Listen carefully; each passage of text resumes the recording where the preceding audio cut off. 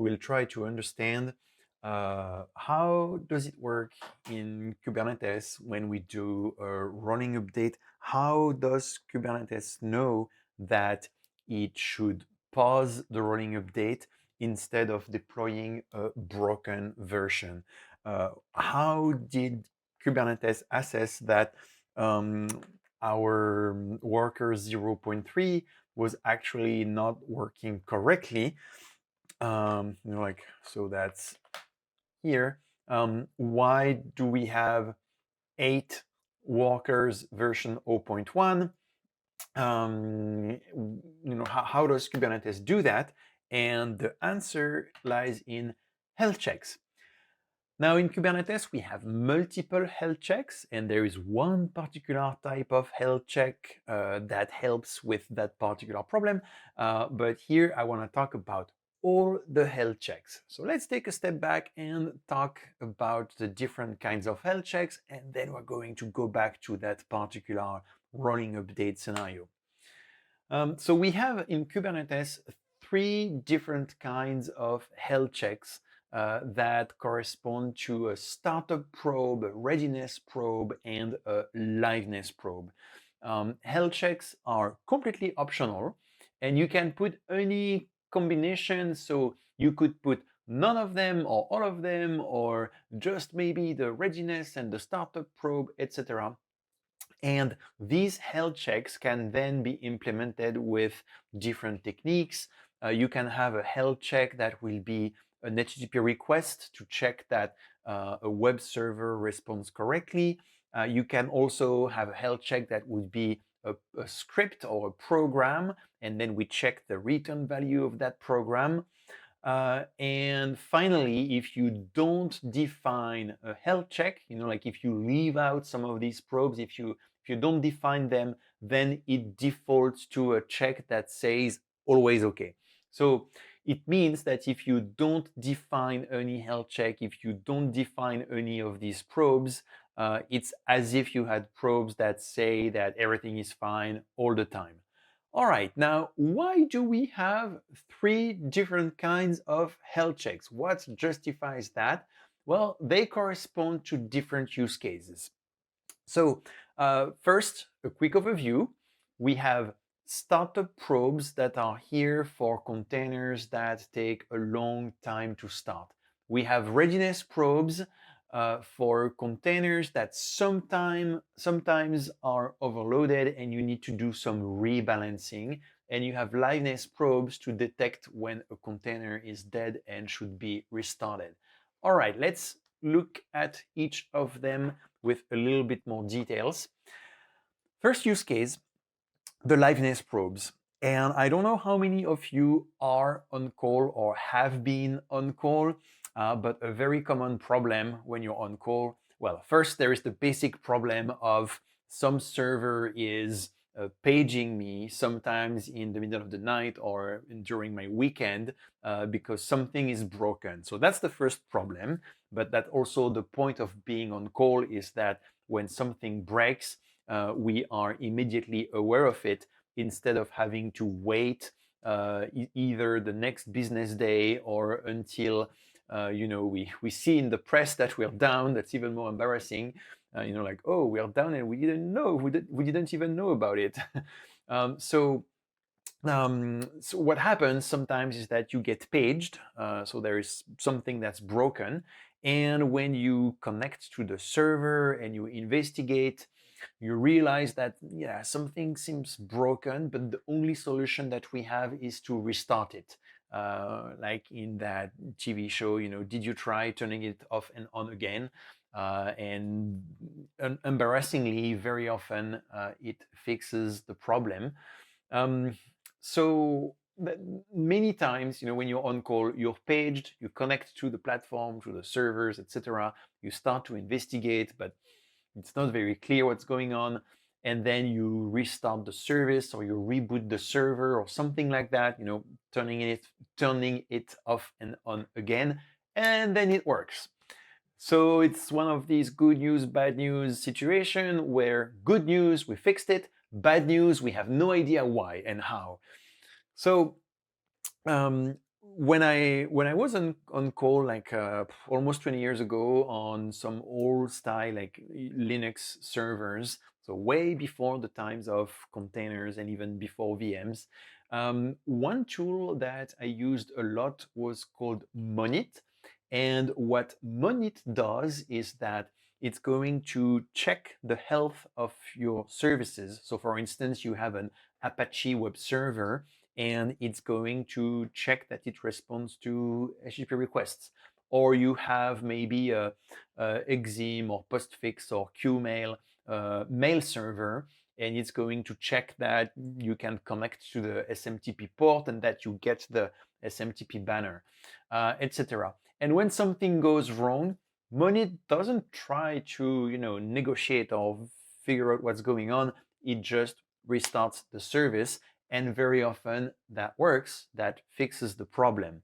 And I say kind of embarrassingly because in a perfect world, things would not crash and we would not need on call.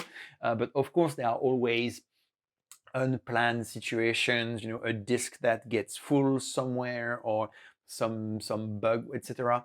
What's embarrassing about it is when we don't know exactly why restarting the service fixes the problem. It could be a memory leak, and at some point, the program uses too much memory and you need to restart it. It could be a deadlock when you have multiple threads that are there is some contention on some lock, and so each thread is waiting for the other one, and restarting the process fixes the issue. Sometimes it can be a little bit more subtle than that. It could be like memory corruption or etc., etc. But it's kind of embarrassing because we don't know exactly what's going on. We just know that restarting it will fix the issue. And the embarrassing part is that if we knew exactly what was going on, usually we could fix it. So the tool I was telling you about, Monit, that automatically restart services when they don't respond correctly, that helped me to cut down pages, like on call, but like 90%. And that's not just me on my servers, but like that's pretty common. There are many scenarios where something doesn't work and you restart it and then it works again and that's it. And it's also really straightforward to find out if it works or not. When you have a web server, you just send a HTTP request, and if you get a 200 OK, everything is fine. If you get a 500 server error, you're like, well, let's restart the server and let's see if that helps. And yeah, 90% of the time it helps. And even if that's not super satisfying because we're like, oh, I would like to find the root cause and fix it, etc. Sure, but in the meantime, it solves the problem, and I don't need to be paged. I don't need to wake up in the middle of the night because there was like a memory leak in some code that I didn't write, or a deadlock in some server whose code I don't even have, etc. So the modern equivalent in Kubernetes is the liveness probe. The goal of the liveness probe is to detect when a container is dead. And if the container is dead, we restart it. If the container is dead, we consider that we can't bring it back to life. This is Kubernetes. This is not the living dead. So if a container is dead, just restart it, create a new one. That's going to be the action of the liveness probe. With the default parameters, it's going to take up to a minute for Kubernetes to detect that there is a problem and to restart the container. I'm going to talk about these parameters a little bit later. We're going to talk about like these timeouts, etc., to explain where does this 1 minute value come from and can we change it, etc. All right. So there are a lot of warnings around liveness probes. So the first thing is that liveness probes should only be used for problems that will actually go away if you restart the container. If you have a problem that is completely unrelated, like disk full, If you restart the container when the disk is full, well, you will end up just restarting it in a loop, and that's not going to help at all. Another example is service dependencies. And the textbook example of that is when you have, let's say, a bunch of web front ends and one database server. And let's say that your liveness probe on the web servers makes a request to the database. At first, it could seem like a good idea, like, well, if the database is down, then my web server doesn't work. So in my liveness probe, I'm going to have a quick, easy, simple database request to make sure that the web server is fine. Big mistake, because now what happens is that if the database fails, all the liveness probes on the web servers are going to fail, and Kubernetes will restart all the web servers. And if you have a database problem, as in like, the database server being down or broken or whatever, restarting the web servers isn't going to help. In the best case scenario, it doesn't change anything. In the worst case scenario, well, first you're going to start having like HTTP errors, plus you're going to add a lot of extra load on the platform because of all these containers being restarted. And if you're really unlucky, it might prevent the recovery of the database because of these extra resources being taken. So make sure that liveness probes only check the health of the local container, the local pod. They should not have external dependencies. Otherwise, you're going to have cascading failures. You have one thing that fails here and that causes multiple failures in other places. No, we want to avoid that. One last warning, the liveness probes need to respond quickly, and it's not just the liveness probes, it's all the probes, but it's particularly important for the liveness probes. And what is quickly? Well, the default timeout is 1 second. So if you have a liveness probe that takes more than 1 second, for instance, if it's an HTTP request and it takes 3 seconds, that's a fail. Even if it's a 200 OK, if it takes more than 1 second, that's too slow, and Kubernetes doesn't wait that long, and it's going to consider that the container is broken and needs to be restarted. Again, you can change that if necessary, but that's pretty important to keep in mind. All right, so that's liveness probes. Okay, now the next ones are readiness probes. And I was explaining that the context was that a container needs a break. And when a container needs a break, what it does is that it breaks the internet connectivity. No, I'm kidding. When a container needs a break, it can use that readiness probe to indicate, stop, I'm not ready, stop serving requests my way. Now, what's the use case for this? In which scenario do a container need a break? Well, there are a couple of examples. For instance, you could have a service where you have an SLO, a service level objective on the latency that's very low, very ambitious. For instance, you could say, this is maybe it's a service part of an ad platform or search engine or whatever, and I want to serve every request in 10 milliseconds. That's pretty low. 10 milliseconds, like we're pushing it like pretty hardcore. And the problem is that, well, this is written in maybe Go or Java or some language with garbage collection. And what you notice is that once in a while you have a huge spike in latency because garbage collection happens.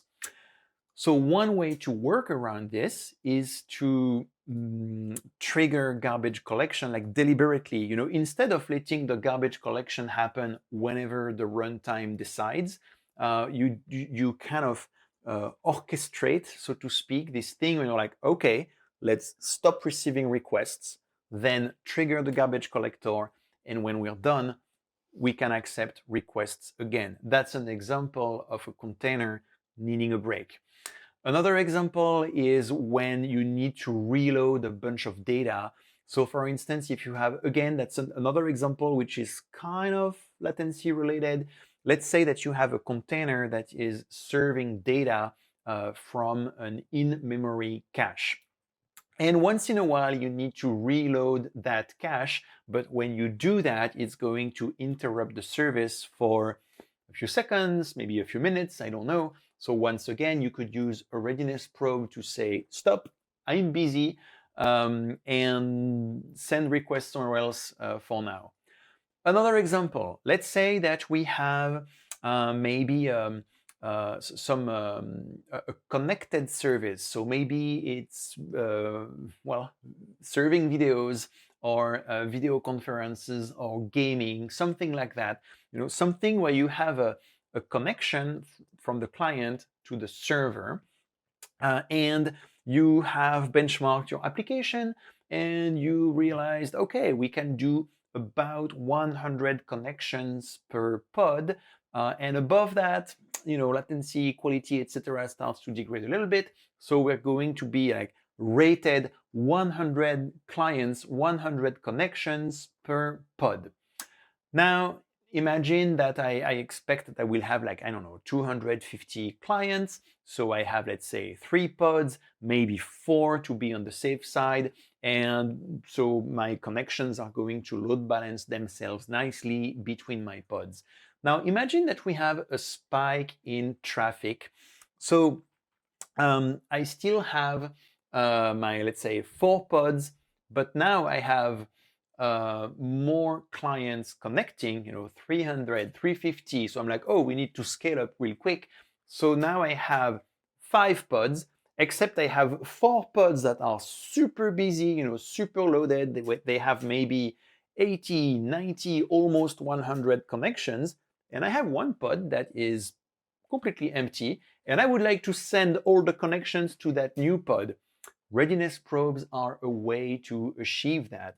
What we could do is set a readiness probe so that when the pod has more than 100 connections, it's going to mark itself as not ready. So that means stop sending more requests here, send them somewhere else. When a pod is not ready, it will be removed from the load balancer. So the new connections will be sent to the other pods. So that's a good way to rebalance the load, to rebalance the connections to other pods. And now, over time, if the number of connections drop below 100, the container, the pod, is going to mark itself as ready again, and is going to accept connections again. Going back to my metaphor, you know, when you go to some administration and you have like 10 desks and 10 people serving users, customers, we could imagine we have a queue in front of each desk.